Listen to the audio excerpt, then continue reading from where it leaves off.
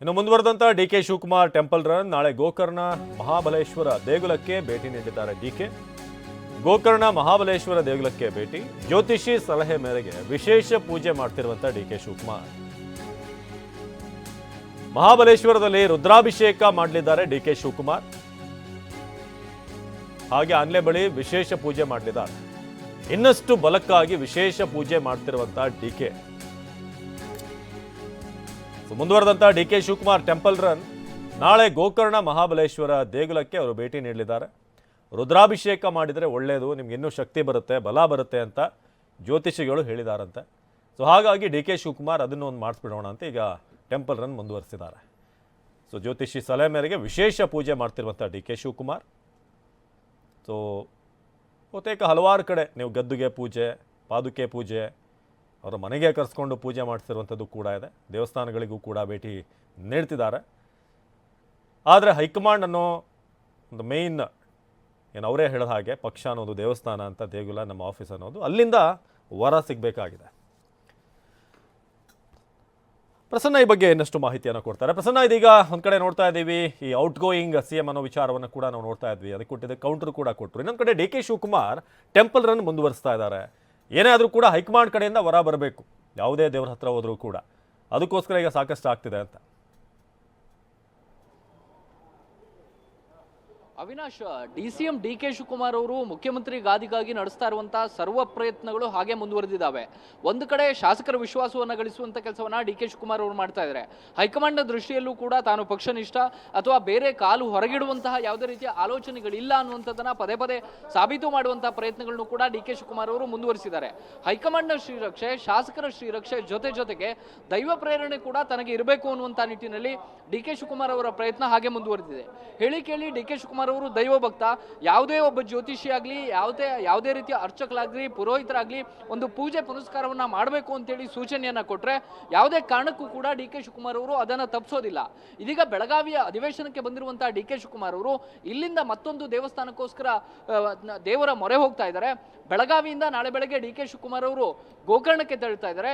ಗೋಕರ್ಣದಲ್ಲಿ ಮಹಾಬಲೇಶ್ವರನ ಸನ್ನಿಧಾನಕ್ಕೆ ತೆರಳಿ ಆತ್ಮಲಿಂಗವನ್ನ ಪೂಜಿಸಿದ ಬಳಿಕ ಇನ್ನೊಂದು ಗ್ರಾಮಕ್ಕೆ ಹೋಗಿ ಅಲ್ಲಿಯೂ ಕೂಡ ಒಂದು ಹೋಮವನ್ನು ನಡೆಸುವಂತಹ ಸಾಧ್ಯತೆಗಳು ಕೂಡ ದಟ್ಟವಾಗಿ ಕಂಡು ಬರ್ತಾ ಇದ್ದಾವೆ. ಒಂದು ಆತ್ಮಲಿಂಗ ಪೂಜೆಯನ್ನ ಮಾಡೋ ಮೂಲಕ ಮಹಾಬಲೇಶ್ವರನ ಸನ್ನಿಧಿಗೆ ಹೋಗಿ ಪೂಜೆ ಪುನಸ್ಕಾರಗಳನ್ನ ನೆರವೇರಿಸುವ ಮೂಲಕ ತನ್ನ ಕನಸು ಸಾಕಾರಗೊಳ್ಳಬಹುದು ಅನ್ನುವಂತಹ ನಿಟ್ಟಿನಲ್ಲಿ ಕೂಡ DK ಶಿವಕುಮಾರ್ ಅವರು ಪ್ರಯತ್ನ ಮಾಡಿದಂತೆ ಕಾಣಿಸ್ತಾ ಇದೆ. ನಾವು ಕಳೆದ ಹಲವಾರು ತಿಂಗಳುಗಳಿಂದ DK ಶಿವಕುಮಾರ್ ಅವರನ್ನ ಗಮನಿಸ್ತಾ ಇದ್ದೀವಿ. ಪೂಜೆ ಪುನಸ್ಕಾರಗಳ ವಿಚಾರದಲ್ಲಿ ಯಾವುದೇ ಕಾರಣಕ್ಕೂ ಕೂಡ ಲೋಪಗಳು ಆಗದೇ ಇರೋ ರೀತಿಯಲ್ಲಿ DK ಶಿವಕುಮಾರ್ ಅವರು ನೋಡ್ಕೊಳ್ತಾ ಇದ್ದಾರೆ.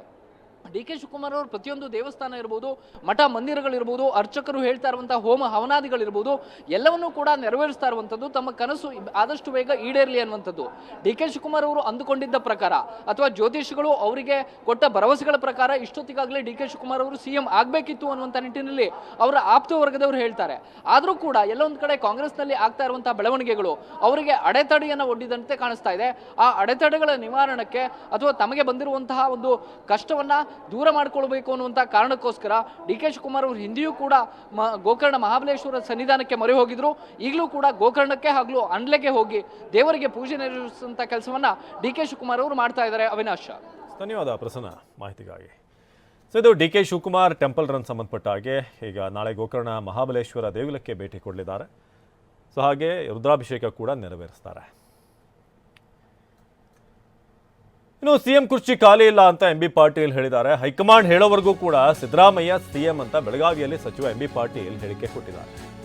ಸದ್ಯಕ್ಕಂತೂ CM ಕುರ್ಚಿ ಖಾಲಿ ಇಲ್ಲ, CM ಆಗಿ ಸಿದ್ದರಾಮಯ್ಯನವರೇ ಮುಂದುವರಿತಿದ್ದಾರೆ. ಹೈಕಮಾಂಡ್ ಹೇಳೋ ತನಕ ಯಾವುದೇ ಬದಲಾವಣೆ ಇಲ್ಲ ಅಥವಾ ಅವರೇ ಮುಂದುವರಿತಾರೆ ಅನ್ನೋ ಅರ್ಥದಲ್ಲಿ ಹೇಳಿದ್ದಾರೆ. ಅದೇ ನನಗೆ BJP ಪ್ರೆಸಿಡೆಂಟ್ ಕೇಳಿ ಎಷ್ಟು ದಿವಸ ಅವ್ರು ಇರ್ತಾರಂತ ಕೇಳಿ, ಅಶೋಕ್ ಅವ್ರಿಗೆ ಎಷ್ಟು ದಿವಸ ಅವ್ರು ಇರ್ತಾರಂತ ಕೇಳಿ, ನಮ್ಮ ಮುಖ್ಯಮಂತ್ರಿಗಳು ಅಂತ ಹೇಳಿದ್ದಾರೆ ಏನ್ರಿ, ನಮ್ಮ ಕಾಂಗ್ರೆಸ್ ಮಾಡುವವರೆಗೆ ನಾನು ಇರ್ತೀನಿ ಅಂತ ಅನ್ನೋದನ್ನು ಭಾಳ ಸ್ಪಷ್ಟವಾಗಿ ಹೇಳಿದ್ದಾನೆ. ಈಗ CM ಕುರ್ಚಿ ಖಾಲಿ ಇಲ್ಲ ನಮ್ಮಲ್ಲಿ. ಅದೇ ನನಗೆ BJP ಪ್ರೆಸಿಡೆಂಟ್. ಇನ್ನು ಈ ನಡುವೆ KPCC ಅಧ್ಯಕ್ಷರ ಬದಲಾವಣೆ ಆಗಬೇಕು ಅಂತ ರಾಜಣ್ಣ ಹೇಳಿದ್ದಾರೆ. ACC ಪತ್ರ ನೆನಪಿಸಿದ್ದಾರೆ ಮಾಜಿ ಸಚಿವ ರಾಜಣ್ಣ. 2023 ಮೇ 18ರ AICCಯ ಪತ್ರ ಇದೆ. ಆ ಪತ್ರದ ಆಧಾರದ ಮೇಲೆ ಕ್ರಮ ಆಗಬೇಕು, ಅಂದ್ರೆ KPCC ಅಧ್ಯಕ್ಷರ ಬದಲಾವಣೆ ಆಗಬೇಕು.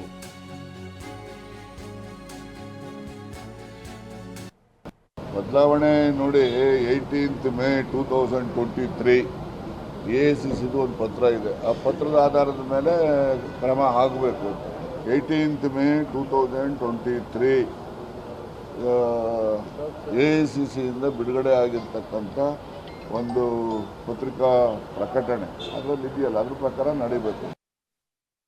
ಇನ್ನು ಕಾಂಗ್ರೆಸ್ ನಮಗೆ ಆಪರೇಷನ್ ಕಮಲ ಅಂತ ಹೇಳ್ತಾ ಇತ್ತು. ಈಗ ಆಪರೇಷನ್ ಕಾಂಗ್ರೆಸ್ ಟು ಕಾಂಗ್ರೆಸ್ ಆಗ್ತಾ ಇದೆ. ಅಂದ್ರೆ ಅವರಲ್ಲೇ ಆಪರೇಷನ್ ಮಾಡ್ಕೊಳ್ತಾ ಇದ್ದಾರೆ, self operation. Siddaramaiah to DK, DK to Siddaramaiah ಖರೀದಿ ಜೋರಾಗಿ ನಡೀತಾ ಇದೆ ಅಂತ ಕಾಲೆಳೆದಿದ್ದಾರೆ ಯತ್ನಾಳ್. ಅದೇ ಊಟ ಮಾಡಿ ಒಂದು 10 ಕಿಲೋ ಎರ್ಸ್ಕೊಂಡು ಹೋಗಲಿ, ಖರೀದಿ ನಮಗೆ ಹೇಳ್ತಿದ್ರು ಆಪ್ರೇಷನ್ ಕಮಲ ಅಂತೇಳಿ. ಈಗ ಆಪ್ರೇಷನ್ ಕಾಂಗ್ರೆಸ್ ಟು ಕಾಂಗ್ರೆಸ್ ಆಗ್ಲಕತ್ತದ. ಆಪ್ರೇಷನ್ ಡಿ ಕೆ ಶಿವಕುಮಾರ್, ಆಪ್ರೇಷನ್ ಸಿದ್ದರಾಮಯ್ಯ ನಡೆದಿದೆ. ಇದ್ರ ನೋಡಿದ್ರೆ ಭಯ ಸಿದ್ದರಾಮಯ್ಯರಿಗೂ ಇದೆ. ಸಿದ್ದರಾಮಯ್ಯರಿಗೂ ಮೊನ್ನೆ ಮಾತಾಡಿದ ವಿಧಾನಸಭೆಯಲ್ಲಿ ನೋಡಿದ್ರೆ ಅವರು ಹೆಚ್ಚು ಕಡಿಮೆ ಶರಣಾಗತಿ ಆಗ್ಯಾರ ಅನ್ನೋಂಥ ಒಂದು ಸಂದೇಶ ಕೊಡ್ತಾ ಇದ್ದಾರೆ. ನೋಡ್ಬೇಕೇನು ಸಿದ್ದರಾಮಯ್ಯನವರು ಗೆಲ್ತಾರೋ ಡಿ ಕೆ ಶಿವಕುಮಾರ್ ಗೆಲ್ತಾರೋ, ಅವರ ಆಂತರಿಕ ವಿಷಯ. ಅದ್ರ ಬಗ್ಗೆ ನಾನು ಏನೂ ಹೆಚ್ಚಿಗೆ ಹೇಳಕ್ಕೆ ಹೋಗೋದಿಲ್ಲ.